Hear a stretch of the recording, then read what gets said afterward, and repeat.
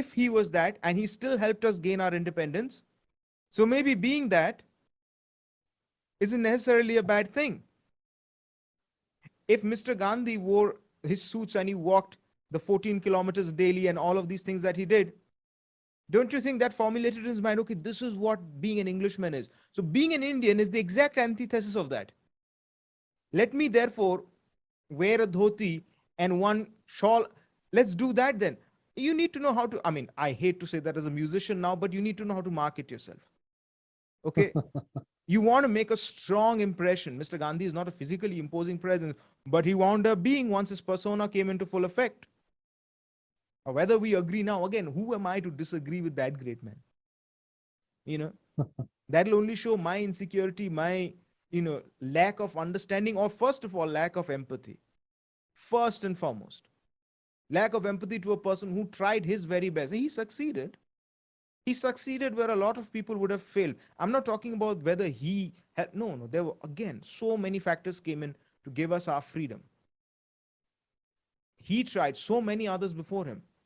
What about Well, Mr. yeah. Gandhi? So Clement Attlee, very famously, infamously, I should say, Yes, and Baba Sahib Ambedkar, a name that I forgot to mention, he was also very, very important very Indian important. in Yes, London, and an important Indian in any case. yes, So Baba Sahib Ambedkar sort of popularized Clement Attlee's saying, and the saying goes that when he was asked in the early 1950s who or what forces played the most active role in the military decolonization of India, the withdrawal of the British, he said it was not Gandhi. yeah, He was asked whether it was Mohandas Gandhi, and he said no, it was not a really. very, Yeah, very yeah, minimal impact he had. Rather, it was Netaji Subhash Bose. But I mean, look here, we are. I'm sure you too, but I certainly am absolute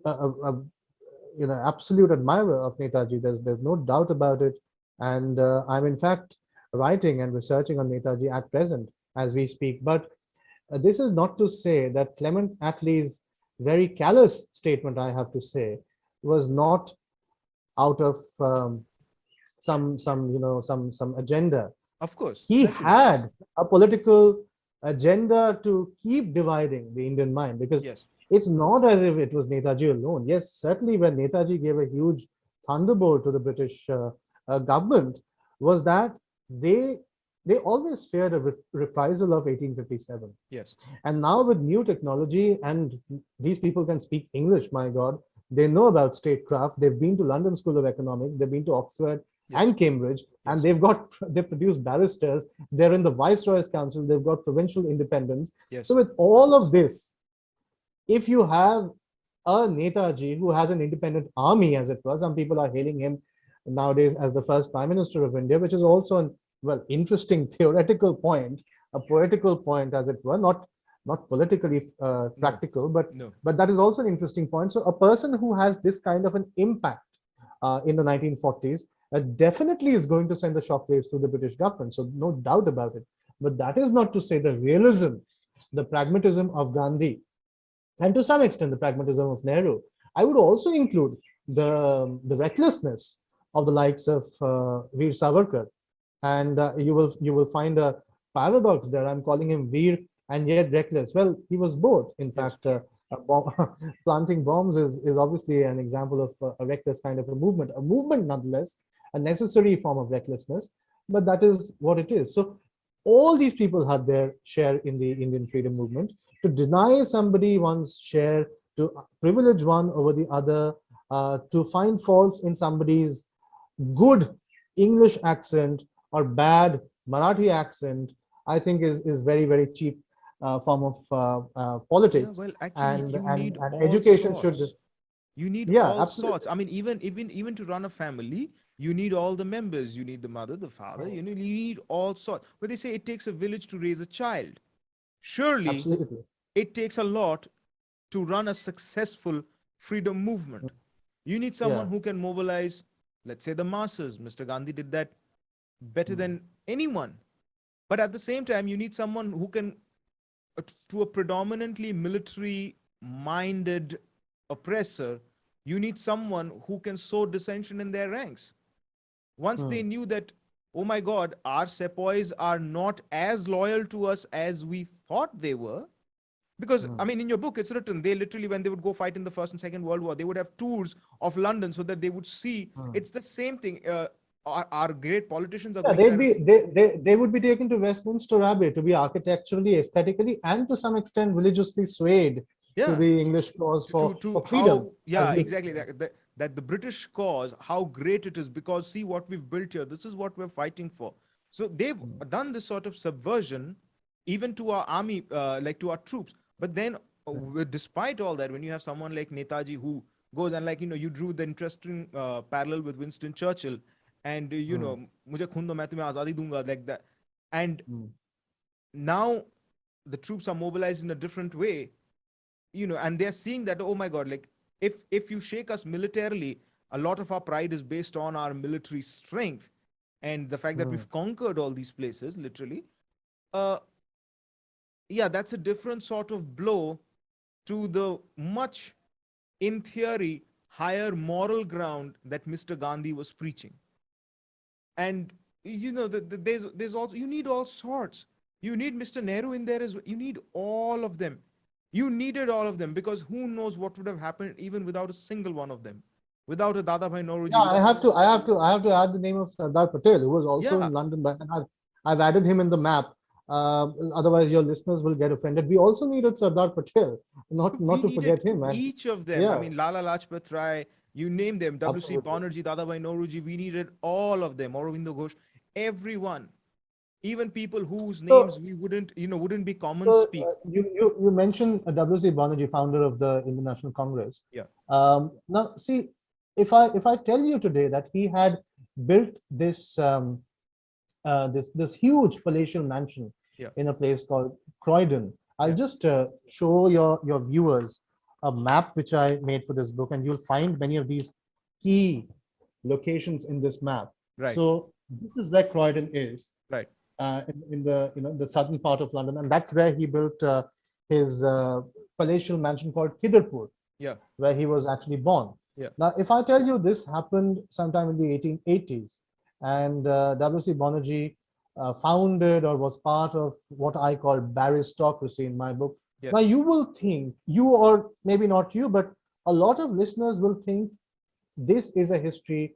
or this is a book, or the author, or the people discussing about this book are still suffering a colonial hangover. But I'd rather like to make the point that it was after the Indians started acquiring the same kind of affluence that the British had. In fact, Muhammad Ali Jinnah had more affluence yeah. than than most Britons could actually afford in the 19 What did you and the say? He early. he made vanity a virtue. Is that what you said in the book? Absolutely, and Yeah. he made vanity a virtue, and there was no time when ties didn't matter to him. That's a very famous line Yeah. from P.G. Wodehouse. Yeah. I think it's Jeeves who tells Yeah. Bertrand Wooster that Yeah. there's no time when ties don't matter. But of course, I mean that as a two pronged word. The ties, of course, the ties with Pakistan, Yeah. because suddenly the ties started mattering for him after 1940, whereas in 1930 he was actually in opposition to Opposed to the Ramat Ali word as well. Chaudhary. He didn't He even was utter the word. Yeah. so quite an opportunist anyway. So these were the people who had more affluence than most Britons could even dream of having. Yes. And Gandhi's very benign sort of theatrical adventure from Piccadilly to Holborn, um, on the one hand seeking vegetarian restaurants, on the other dressed like Savarkar was in 1910, in that three-piece suit. I think this is also very, very crucial, because you did say that the Indian identity is antithetical to British identity. I do differ there, but it is a philosophical difference. It's Hmm. not based on any kind of data. It's also, it depends how we are using these words. Actually, the way these people saw their Indian identities was not as an antithesis to British culture. Rather, if you can imagine an antithetical identity, such as the Germans, or the maybe to some extent the French, or other parts of Europe, and if you can have a dialectic between these two identities, what emerges out of that dialectic, what emerges out of that dialogue, is a third tradition, which is much more Sanatan, which is much more perennial. And that is the Indic civilizational virtue that is there in all of us. At least our forefathers and foremothers thought so. We may choose to disagree with them. And I hope that disagreement is based on some experience and empirical data and not just arbitrary politics. So we may agree or disagree with them, but they didn't see themselves as antagonists to the British. Gandhi did not consider the British to be an enemy in the warlike sense of the term. They were an adversary. So his realism or his pragmatism or his spiritualism was that of accommodating the adversary and becoming larger. Both the adversary becomes something greater than what he or she was, and Gandhi or the Gandhian becomes something larger than what consciousness he or she occupied. So this dialectical position was Gandhi's realism or his spiritualism. Bose was not very different actually. Bose was a student of Sri Aurobindo Ghosh, and Aurobindo Ghosh was also a major contributor to Indic philosophical thought in the 20th century. He wrote volumes on the adventure of consciousness, and he was a very key articulator of the idea of India, although he didn't use that phrase. But today, when let's say a historian in the 21st century rewrites the idea of India, they will have to include Aurobindo Ghosh in that dictionary, just like they would include Netaji Subhash Bose and M.K. Gandhi. So it's not the antithesis of British culture. It was becoming British and then transcending that Britishhood. It was not opposing that Britishhood, but it's more of a transcendence.